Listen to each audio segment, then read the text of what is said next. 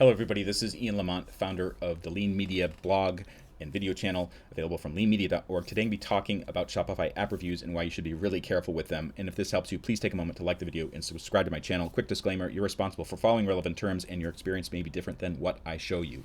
So let's go to the Shopify App Store, which many of you will know if you're a Shopify merchant. A lot of the apps are fantastic. I probably use about 10 apps that are really important to my business.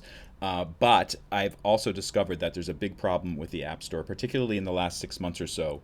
And a lot of the developers, or maybe I shouldn't say a lot, some of the developers are really aggressively trying to get people to change negative reviews. And it's working.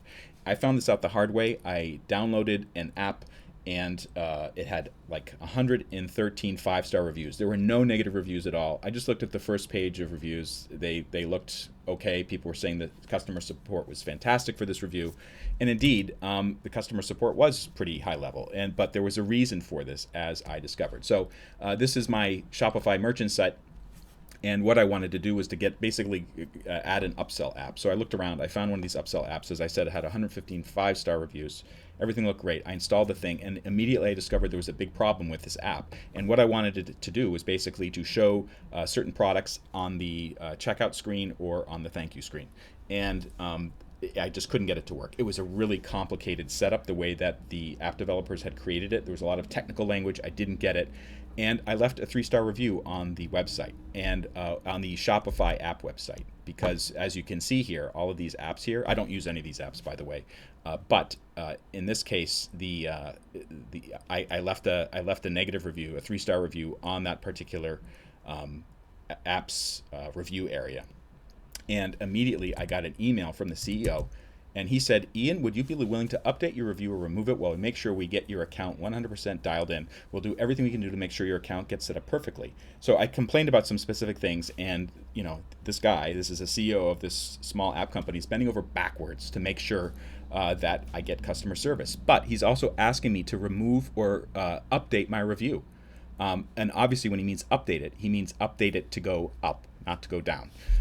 And I didn't respond to that. I did talk with one of the developers about the problem. This developer was speaking about 1,000,000 miles an hour, trying to explain things. It was very confusing for me.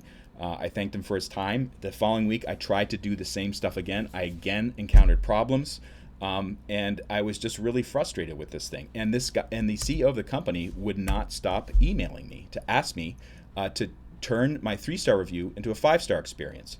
What we can do to earn a 5-star review from me. It was just constant. It was driving me nuts. And I realized that probably most of those other 5-star reviews that I saw in the Shopify App Store were also maybe not reflecting the actual experience. I didn't look that closely at the reviews, but I should have done that. In fact, I recommend anybody who's considering evaluating an app to look very carefully at the 4-star, 3-star, and 2-star reviews, and also some of the older, longer 5-star reviews to see if they updated it. Oftentimes, people will update reviews if they get good customer service. However, good customer service is not the same as having a good app.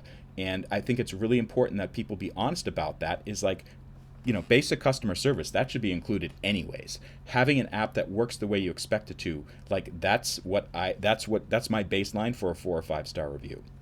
I'm also very suspicious when I see these relatively new apps with just 5-star reviews. It just doesn't.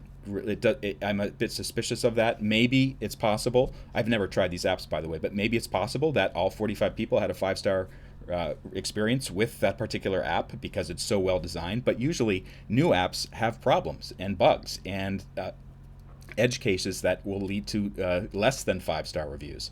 And so I begin to wonder, why is that? So when you are evaluating reviews, regardless of the app, regardless of what other people told you, really look carefully at the apps. Try to evaluate if they are indeed, it's a really solid app that works the way it's expected, or people are giving 5-star reviews because the developer asked them to, or they got really good customer service. I found out at the end, I just had to uninstall that app that I mentioned. Let me see if I can find and I explained exactly what the problem was. And then I told them, I didn't like getting constant emails and nags to update my review and change my review.